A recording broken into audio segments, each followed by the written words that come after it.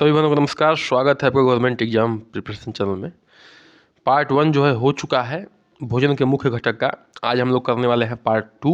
ठीक है, तो चलिए शुरू करते हैं बिना देरी किए हुए पार्ट 2 को।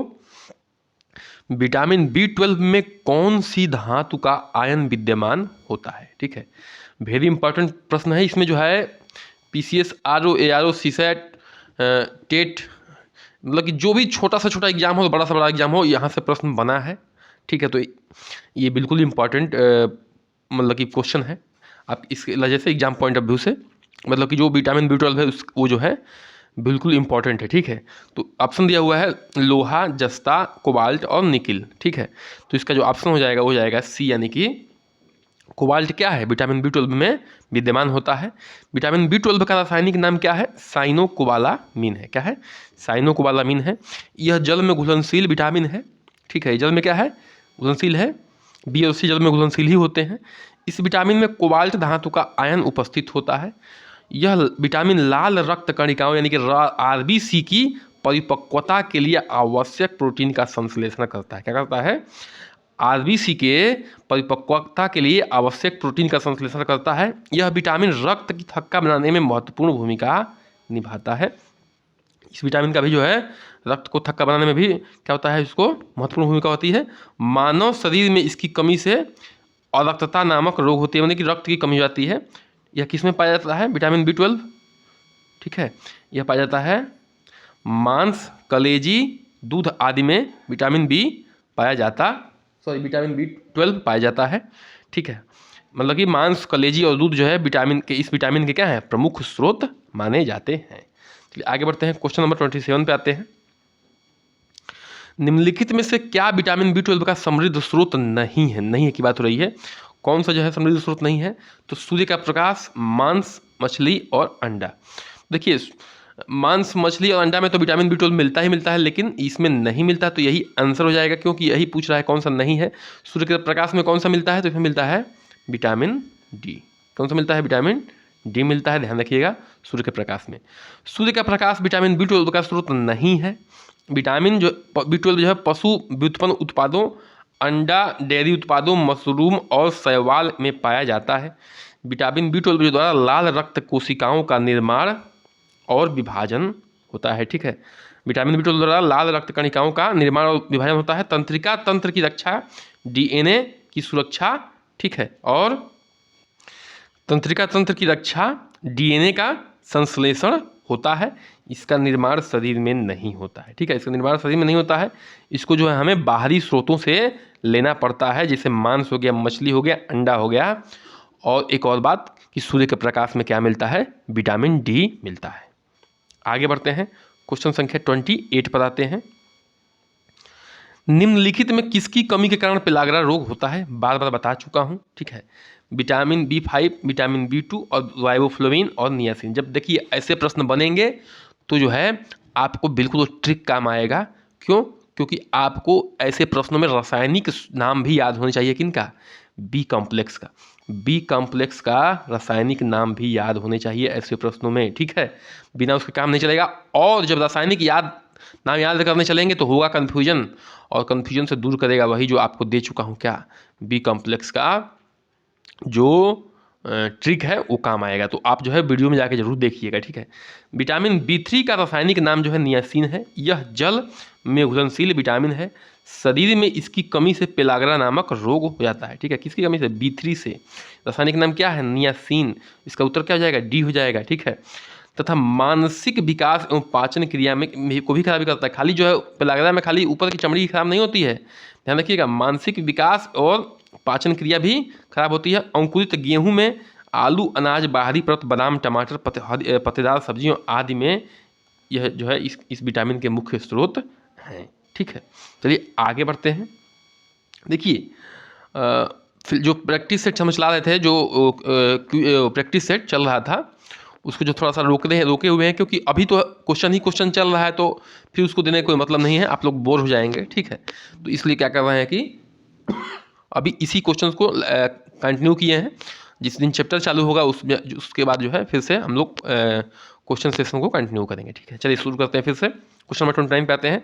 सामान्य जुकाम के इलाज के लिए किस विटामिन का उपयोग किया जाता है?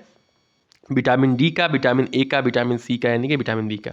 तो सामान्य जुकाम के लिए बता चुका हूँ, यानी कि विटामिन सी का प्रयोग करते हैं। सामान्य जुकाम के इलाज के लिए विटामिन सी का उपयोग किया जाता है। विटामिन सी किस में मिलता है? नींबू में, संतरा में, आंवला में।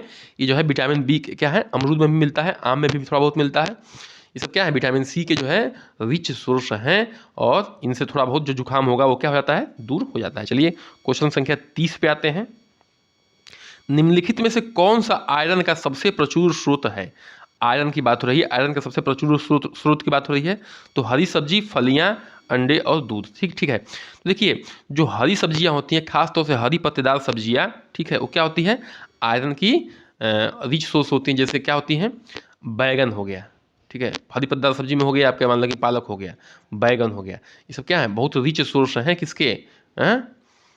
बताइए, आयरन के। ठीक है, तो हरी सब्जियां क्या होती है? आयरन की सबसे प्रचुर स्रोत होती हैं। फिर एक बार और बताना चाहता हूं कि पहले आपको चारों ऑप्शंस पढ़ने होते हैं, जो बेस्ट ऑप्शन होता है उसको चूज करना होता है, ये बात ध्यान रखिएगा। ठीक है, चलिए आगे बढ़ते हैं। 31 पे आते हैं।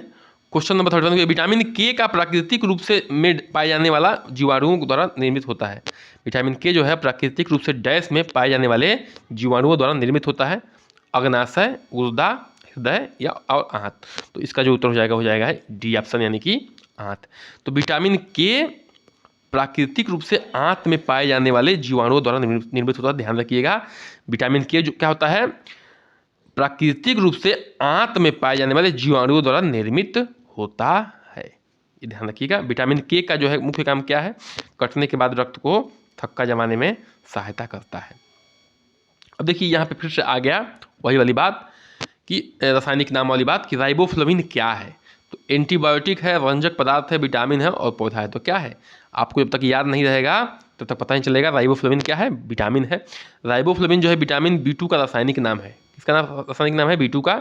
यह कार्बोहाइड्रेट तथा अन्य पदार्थों के उपाचय में भाग लेता है। किसमें? कार्बोहाइड्रेट तथा अन्य पदार्थों के उपाचय में, मेटाबॉलिज्म में भाग लेता है।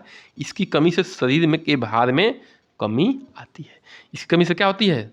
शरीर के भार में कमी आ जाती है। चलिए दाल पे आते हैं। दालें निम्नलिखित में से किसका प्रचुर स्रोत है? बता चुका हूँ, कार्बोहाइड्रेट, प्रोटीन्स, खनिज, विटामिन्स। ठीक है, तो दालें जो होती हैं वो क्या होती हैं? प्रोटीन्स का बेस्ट स्रोत होती हैं। दालें हमारे भोजन का सबसे महत्वपूर्ण भाग है तथा प्रोटीन का अच्छा स्रोत है। प्रोटीन त्वचा, रक्त, मांसपेशियों तथा हड्डियों को कोशिकाओं के विकास हेतु आवश्यक है। किसका? प्रोटीन क्या करता है? त्वचा को, रक्त के, मांसपेशियों के तथा हड्डियों की कोशिकाओं के विकास के लिए क्या है? बहुत आवश्यक है। दाल की प्रमुख विशेषता है कि पकने के बाद भी इसके पौष्टिक तत्व सुरक्षित रहते हैं। ध्यान रखिएगा, ये सोचेंगे कि दाल गर्म हो जाएगी तो पौष्टिक तत्व गड़बड़ा जाएगा, तो नहीं, उसके पौष्टिक तत्व जो है सुरक्षित रहते हैं।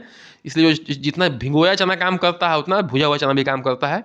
जिसको भिगोया हुआ चने से भिगा हुआ चना खाने से मतलब कि गैस बनता है, उसको भुना हुआ चना खाना चाहिए। भुना हुआ चना से भी उतना ही प्रोटीन आपको मिलेगा, ये बात ध्यान रखिएगा। ठीक है, अच्छा, एक और बात, प्रैक्टिस सेशन को आप लोग कंटिन्यू करते रहिए। ठीक है, एकदम लगे रहिए और एग्ज़ाम का ज़्यादा चिंता मत करिए। एग्ज़ाम में क्या होगा, एग्ज़ाम कब होगा, एग्ज़ाम का रिजल्ट कैसा होगा, इसकी चिंता करेंगे तो जो है फ्रस्ट्रेशन होगा। थोड़ा बहुत तो होता रहता है, नॉर्मल चीज़ है। अगर 3-4 दिन बाद एक बार फ्रस्ट्रेशन आ जाए तो कोई समस्या नहीं बनती है। ठीक है, लेकिन एकदम फ्रस्ट्रेट नहीं रहना है, खुश रहिए, लाइफ को जीना है। लाइफ सबसे बड़ी चीज़ है। ठीक है, चलिए, घातक एनीमिया की कमी के कारण होने वाला बीमारी है। ठीक है, घातक एनीमिया कमी के कारण होने वाली बीमारी कौन सा है? Vitamin C, vitamin B, vitamin D, vitamin B1, vitamin B12। तो अभी बात हो चुकी है विटामिन B12 के बारे में। ठीक है, कि जो है RBC के संश्लेषण में भी इसका मुख्य योगदान होता है। देखिए, घातक एनीमिया विटामिन B12 की कमी के कारण होने की वाली बीमारी है, जिसके कारण शरीर में परिसंचारी लाल रक्त कोशिकाओं की संख्या कम होती है। ठीक है, किसके कारण? विटामिन B12 के कारण। थकान, ऊर्जा की कमी, अनियमितता, दिल की धड़कन, छाती में दर्द, सिर दर्द आदि एनीमिया के प्रमुख लक्षण हैं। ध्यान रखिएगा, बहुत जल्दी थक जाएंगे। क्यों? RBC की कमी होगी तो ऑक्सीजन जो है जल्दी पहुंच ही नहीं पाएगा हर कोशिकाओं के पास, तो आप जल्दी थकान महसूस करेंगे। ठीक है, ऊर्जा की कमी महसूस करेंगे, अनियमितता रूप से दिल की धड़कनें हो जाएंगी और छाती में दर्द हो जाएगा, सिर दर्द हो जाएगा। सब क्या होता है? देखिए, ऑक्सीजन जो है हमारे शरीर के लिए बड़ा ज़रूरी होता है। जब हम योगा करते हैं तो क्या करते हैं, फुल सांस खींचते हैं, तो क्या होता है, वो पूरी सांस जो है आरबीसी के माध्यम से ऑक्सीजन जो है पूरा हमारे माइंड तक पहुंचता है। और नॉर्मल सांस लेके देखिए और एक डीप सांस लेके देखिए, बड़ा अंतर होता है।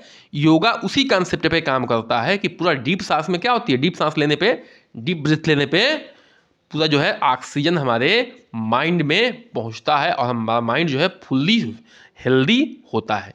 तो इस बात का ध्यान रखिए, जो है योगा इसी कॉन्सेप्ट पे काम करता है, पूरा साइंटिफिक चीज़ें हैं हर चीज़, ठीक है। तो देखिए, विटामिन की कमी से होने वाले रोग बार बार बता रहा हूँ, फिर से देख लीजिए। विटामिन ए कमी से कौन सा होता है, रतौंधी होता है, जीरोथैलेमिया होता है। रतौंधी में क्या होता है, कम उजाले में, जैसे शाम के समय जो है दिखाई नहीं देता है, ठीक है। और जीरोथैलेमिया में क्या होता है, अश्रु ग्रंथि सूख जाते हैं। विटामिन बी1 जो है बेरी बेरी रोग होता है, तंत्रिका तंत्र गड़बड़ हो जाता है, मांसपेशियों में ऐंठन होने लगती है। विटामिन सी यानी कि स्कर्वी होता है, मसूड़ों का सूजना होता है, उसमें पस होना होता है, बहुत खराब कंडीशन में जो है दांत भी झड़ने लगते हैं। और विटामिन डी से क्या होता है, रिकेट्स यानी कि सूखा रोग होता है, खासतौर से बच्चों में होता है। और हड्डियाँ क्या होती हैं, नाजुक हो जाती हैं, कमज़ोर हो जाती हैं, हड्डियाँ टेढ़ी हो जाती हैं, ठीक है। चलिए आगे बढ़ते हैं, क्वेश्चन नंबर 35 पे आते हैं। विटामिन डी3 की रासायनिक नाम क्या है, ठीक है। तो आर्गे कैल्सीफेरॉल है, फाइटोनैडियान है, कैल्के कैल्सीफेरॉल है और साइनोकोबालामिन है। तो ध्यान रखिएगा, इसको जो है इसका उत्तर हो जाएगा सी ऑप्शन। डी कॉम्प्लेक्स को याद करने की उतनी जरूरत नहीं है, फिलहाल आ गया तो याद कर लेते हैं। देखिए, विटामिन डी3 का रासायनिक नाम जो है कोल्के कैल्सीफेरॉल है, जिसका रासायनिक सूत्र जो है C27H44O है। विटामिन डी3 अंडे, मछली, मीट, डेयरी पदार्थों में मिलते हैं। इसे सप्लीमेंट के रूप में भी जाना जाता है, ठीक है।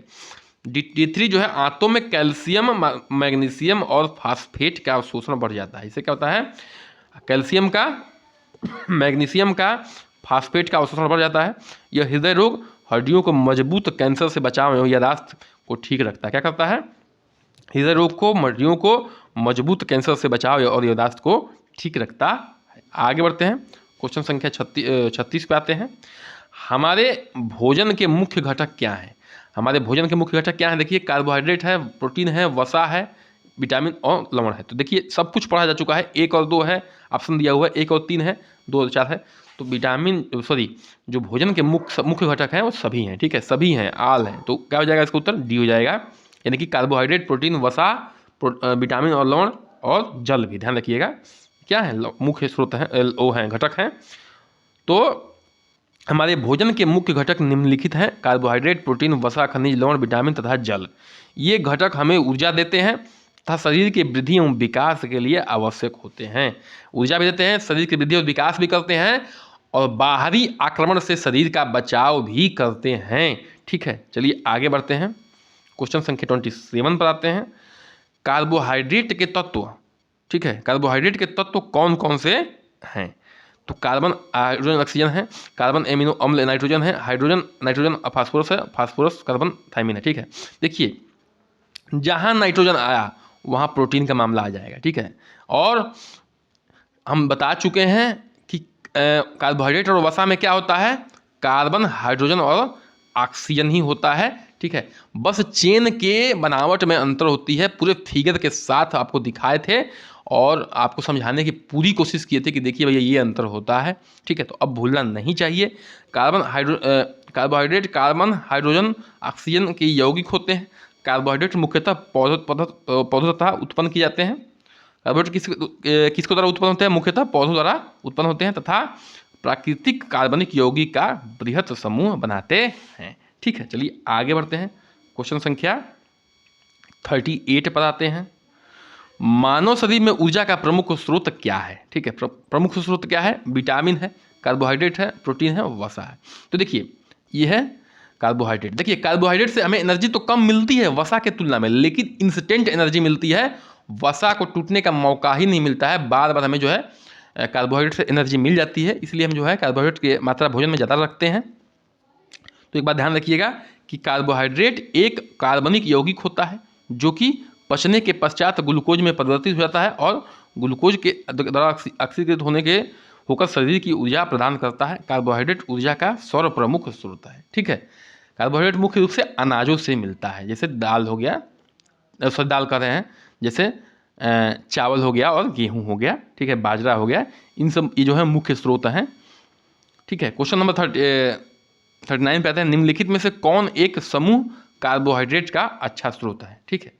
कौन एक समूह जो है कार्बोहाइड्रेट का अच्छा स्रोत है? कार्बोहाइड्रेट की बात हो रही है तो चावल, आलू, गन्ना, दाल, पालक, अंडे की जर्दी, पनीर, मछली, सोयाबीन, चुकंदर, मक्खन और मूंगफली, ठीक है। देखिए इसका उत्तर हो जाएगा ए, यानी कि चावल, आलू और गन्ना, ठीक है। दाल से क्या मिलता है? प्रोटीन मिलता है, तो ये हट गया। ये इनसे भी क्या मिलता है? प्रोटीन ही मिलता है, तो भी हट गया। चुकंदर, मक्खन, मक्खन क्या है? विटामिन ए का स्रोत है। मूंगफली से क्या मिलता है? वसा मिलता है, ठीक है।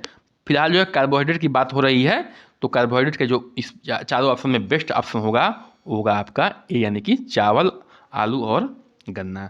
तो आते हैं इसका एक्सप्लेनेशन पढ़ देते हैं कि प्रश्नोत्तर विकल्पों में चावल, आलू और गन्ना जो है कार्बोहाइड्रेट के अच्छे स्रोत हैं। इस प्रकार गेहूं, मक्का, बाजरा, शक्कर, गुड़, शहद, मेवे, दूध, रसीले फल, केला, अरबी मांस आदि कार्बोहाइड्रेट के अच्छे स्रोत हैं, ठीक है। इन सब चीज़ों को ध्यान से एक बार पढ़ लीजिएगा, बहुत आसान है। गेहूं, मक्का, बाजरा, शक्कर, गुड़, शहद, मेवे, दूध, रसीले फल, केला, अरबी मांस, ठीक है। तो अब कार्बोहाइड्रेट का सेकेराइड भी कहते हैं, ठीक है। कार्बोहाइड्रेट क्या कहते हैं? सेकेराइड भी कहते हैं। आगे बढ़ते हैं, क्वेश्चन संख्या 40 पे आते हैं। कार्बोहाइड्रेट के विषय में कौन कौन से कथन सही नहीं है? नहीं है की बात हो रही है। तो यह शरीर में ऊर्जा का प्रमुख स्रोत है, ये तो बिल्कुल सही है। डीएनए एवं ये सही है। डीएनए में आरएनए का घटक होता है, ये भी सही है। शरीर में वसा का उपयोग के लिए यह आवश्यक नहीं है, ठीक है, बिल्कुल ये गलत है, ठीक है। बता रहा हूँ क्यों। यह मंड के रूप में संचित ईंधन का कार्य करता है, ठीक है। देखिए कार्बोहाइड्रेट शरीर में वसा के उपयोग के लिए अत्यंत आवश्यक होता है। शेष विकल्प कार्बोहाइड्रेट के विषय में सही नहीं है। देखिए क्या होता है कि कार्बोहाइड्रेट जब ऊर्जा, कार्बोहाइड्रेट क्या होता है? कार्बोहाइड्रेट जब खत्म हो जाएगा तब जाके वसा जो है टूटना शुरू होता है, नहीं तो वसा सुरक्षित रहता है। और कार्बोहाइड्रेट की अधिकता के केस में वसा जो है कभी टूटता ही नहीं है, ठीक है, शरीर से। तो इन सब चीज़ों को हम अपने लेक्चर्स में बहुत ही बेहतरीन ढंग से पढ़ा चुके हैं। जो भी बनने वाले लेक्चर ले रही हैं वो जानती हैं कि हाँ अब एकदम ये आपको ऐसी कुछ ही क्वेश्चन होंगे जो लगा होगा ये तो नहीं, ये तो पढ़ाया हुआ नहीं है, नहीं तो एकदम सारे क्वेश्चंस जो है एकदम बेहतरीन टाइम देके पढ़ाया गया है, तो अब जो है कठिन नहीं लगने चाहिए आपको। कार्बोहाइड्रेट की कमी से शरीर में कौन सा विकार होता है? कमी की बात हो रही है, ध्यान रखिएगा। तो मोटापा होता है। मोटापा तो जब अधिकता होता है तब होता है जब ऊर्जा बढ़ जाती है, ऊर्जा हम खत्म नहीं कर पाते हैं काम के द्वारा। वजन का कम होना, तो ये ऑप्शन सही हो जाएगा, वजन कम होता है भाई। मधुमेह नहीं होता है, ठीक है, मधुमेह का अलग मैटर हो गया, उपयुक्त में से कोई नहीं, तो ये ऑप्शन भी सही हो जाएगा। कार्बोहाइड्रेट की कमी से शरीर का वजन कम हो जाता है, थकावट और कमजोरी होती है, शरीर विकास का अवरुद्ध हो जाता है।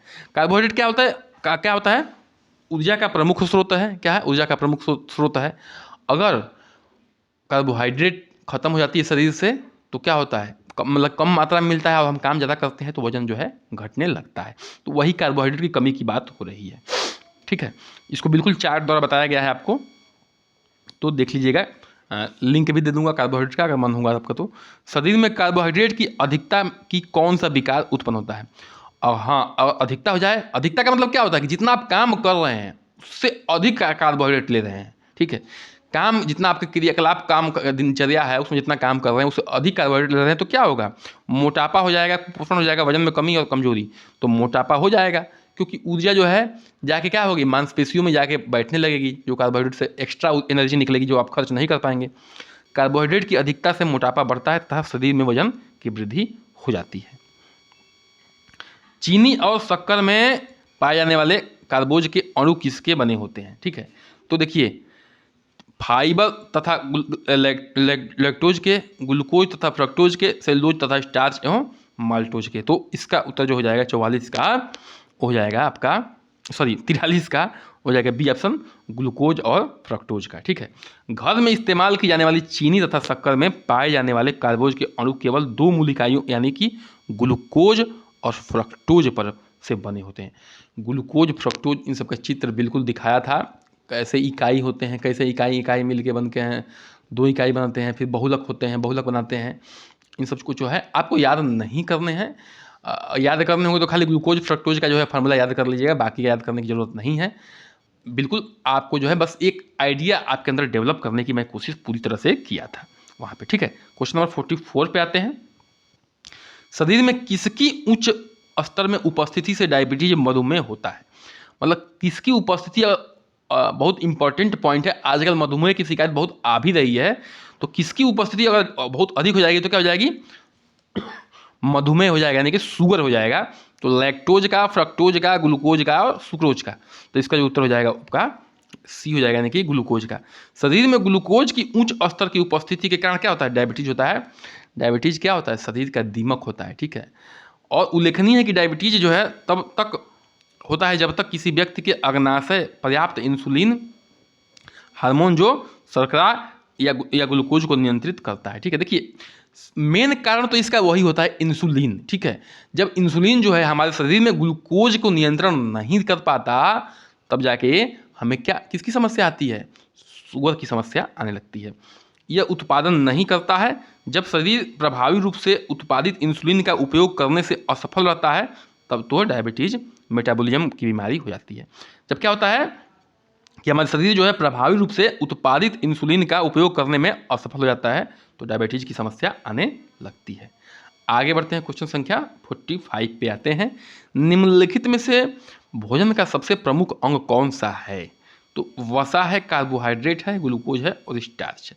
तो देखिए ऐसे प्रश्न आपको बहुत ही कंफ्यूज करते हैं, लेकिन ऐसे प्रश्न एक बार जब आंखों से के सामने से गुजर जाता है तो जल्दी भूलता भी नहीं है।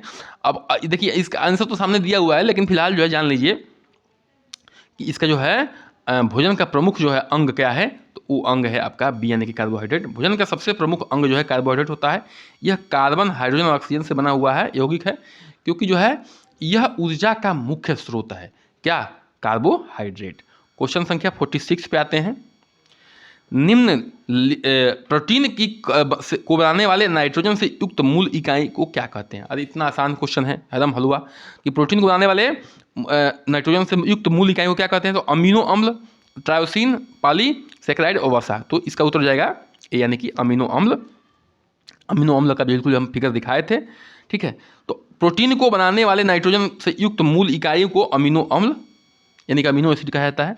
ये अमीनो अम्ल एक दूसरे से पेप्टाइड बंध, देखिए ये भी ध्यान रखिएगा कि अमीनो अम्ल में कौन सा बांध होता है? तो पेप्टाइड बांध होता है, से जुड़े होते हैं। कई अमीनो अम्ल आपस में जुड़कर श्रृंखलाएं बनाते हैं और प्रोटीन इन्हीं अमीनो अम्ल श्रृंखलाओं से बने होते हैं, ठीक है। प्रोटीन जो क्या होते हैं? इन्हीं अम्ल श्रृंखलाओं से बने होते हैं। तो देखिए अमीनो अम्ल और उसमें क्या अंतर था कार्बोहाइड्रेट और वसा में? कि अमीनो अम्ल में नाइट्रोजन होता था और सल्फर होता था, यही अलग था, उनसे अलग करता था इसको। तो मुख्य रूप से ध्यान रखिएगा, ठीक है। क्वेश्चन संख्या 47 पर आते हैं। निम्नलिखित में से किसमें प्रोटीन की अधिक जो है अधिकतम मात्रा होती है? निम्नलिखित में से किसमें जो है प्रोटीन की अधिकतम मात्रा पाई जाती है? तो गेहूं में, अरहर में, उड़द में और सोयाबीन में। तो ध्यान रखिएगा सोयाबीन जो है बेस्ट स्रोत होता है, बहुत अच्छा स्रोत होता है किसका? अगर वेज में देखा जाए तो प्रोटीन का, ठीक है। तो प्रोटीन का सर्वाधिक मात्रा में दालों में विशेषतः सोयाबीन में पाया जाता है। सोयाबीन में, ध्यान रखिएगा वेज की बात कर रहा हूँ, आप मांस वगैरह से तुलना मत करिएगा। प्रोटीन का लगभग जो 40% भाग होता है, ठीक है, इसमें सोयाबीन में 40%। आसान है नहीं है कहना, ठीक है, बहुत अच्छा मात्रा कहा जाएगा, ठीक है। चलिए आगे बढ़ते हैं। क्वेश्चन संख्या 48 पर आते हैं। इनमें से कौन सा प्रोटीन जो है दूध में पाई जाती है? ठीक है, अब ये तो एकदम देखते देखते उड़ा देना चाहिए आपको, ठीक है। मैं बताया था कि इसको याद कर लीजिएगा, इसको याद कर लीजिएगा। दूध था, नाखून था, नाखून बाल था, मतलब 5-7 खुद मैं गिनाया था कि भैया इसको मत भूलिएगा, इसको जरूर याद करिएगा, क्योंकि ये जो है यहीं से क्वेश्चन बनते हैं और बार बार बनते हैं, ठीक है। तो क्रिएटिन, केसीन, ग्लोबिन और ग्लोबुलिन, ठीक है। तो क्या होगा? बी ऑप्शन हो जाएगा, यानी कि केसिन हो जाएगा। दूध में केसिन नामक प्रोटीन पाई जाती है। उल्लेखनीय है कि दूध प्रोटीन का एक महत्वपूर्ण स्रोत है। क्या है? दूध जो है प्रोटीन का एक महत्वपूर्ण स्रोत है। केसिन की उपस्थिति के कारण दूध का रंग सफ़ेद हो जाता है। केसिन की उपस्थिति के कारण क्या होता है? दूध का रंग सफ़ेद भी रहता है और जो प्रोटीन पाया जाता है वो केसिन पाया जाता है, ठीक है। आगे बढ़ते हैं, क्वेश्चन संख्या 49 पर आते हैं, ठीक है। चलिए, नाखून एवं बाल में कौन सा प्रोटीन विद्यमान होता है? तो हिस्टोन, ग्लाइकोडीन, क्रिएटिन और फाइब्रोइन, ठीक है। तो इसको भी आपको देखते देखते उड़ा देना है। इसका उत्तर हो जाएगा आपको सी, कितना भी आसान क्वेश्चन है बहनों, एक बार ध्यान रखिएगा, चारों ऑप्शन आपको पढ़ने हैं, चारों ऑप्शन पढ़ने हैं, कितना भी आसान हो, ठीक है, ये ध्यान रखिएगा। मनुष्य के बाल एवं नाखून में केराटिन नामक प्रोटीन विद्यमान होता है। यह प्रोटीन प्राणियों के बालों एवं नाखूनों का प्रमुख संरचनात्मक घटक है। क्या है? प्राणियों के, यह प्रोटीन प्राणियों के बालों एवं नाखूनों के प्रमुख संरचनात्मक घटक है। और नाखूनों और बालों में क्या होता है? केराटिन होता है। चलिए आगे बढ़ते हैं। क्वेश्चन संख्या 50 पे आने से पहले कृपया करके निवेदन है कि चैनल को सब्सक्राइब कर दीजिए और लाइक करिए, शेयर करिए, कमेंट करिए, ठीक है, इतना कह सकते हैं और इतना हक भी है मेरा। निम्नलिखित में से कौन से खाद्य पदार्थ प्रोटीन के अच्छे स्रोत माने जाते हैं? निम्न में से कौन से खाद्य पदार्थ प्रोटीन के अच्छे स्रोत माने जाते हैं? तो दूध और दूध से बने खाद्य पदार्थ, मांसाहारी खाद्य पदार्थ, दाल एवं गिरदार फल, उपयुक्त सभी। तो इसका उत्तर क्या हो जाएगा? डी, यानी कि डी ऑप्शन। देखिए, जो प्रोटीन का बेस्ट स्रोत होता है वो जो है जंतुओं से मिलता है, चाहे वो मीट के रूप में मिले, दूध दही के रूप में मिले या अंडे के रूप में मिले, लेकिन बेस्ट स्रोत वही होता है। क्यों? क्योंकि उसमें सभी आवश्यक अमीनो अम्ल जो हमारे शरीर के लिए आवश्यक हैं, वो सारे आवश्यक अमीनो अम्ल हमारे शरीर को उनसे मिलते हैं, और दालों से उतना नहीं मिल पाता, ठीक है, मतलब कि पेड़ पौधों से जो प्रोटीन मिलता है उतना नहीं मिल पाता, तो इसलिए वो बेस्ट स्रोत माने जाते हैं, ठीक है। तो दूध से बने पदार्थ, खोया, पनीर आदि मांसाहारी खाद्य पदार्थ, मांस, मछली, अंडे आदि दालों में, सोयाबीन का चना, मसूर, राजमा, मूंगफली की दाल में, काजू, बादाम, अखरोट आदि में ये प्रोटीन के अच्छे स्रोत हैं, ठीक है। अगर अच्छा स्रोत वेज में देखा जाए, पौधों में देखा जाए, तो जो सूखे मेवे आते हैं वो बेस्ट स्रोत होते हैं, ठीक है। जैसे बादाम हो गया, काजू हो गया, अखरोट हो गया, मूंगफली हो गया, इससे जो बेस्ट स्रोत हैं। अन्य जो है दालों में वो पूरे अमीनो अम्ल नहीं मिलते हैं, हालांकि दाल को भी अच्छा स्रोत माना जाता है, लेकिन उसमें जो है पूरे आवश्यक अमीनो अम्ल नहीं मिलते हैं जो एक प्रोटीन को होना चाहिए। चलिए इसी के साथ आज के सेशन को करते हैं समाप्त। हमारे साथ बने रहने के लिए बहुत बहुत धन्यवाद। नमस्कार और जय हिंद। कृपया करके चैनल को सब्सक्राइब करिए, लाइक करिए, शेयर करिए। एक बार फिर से आपको जय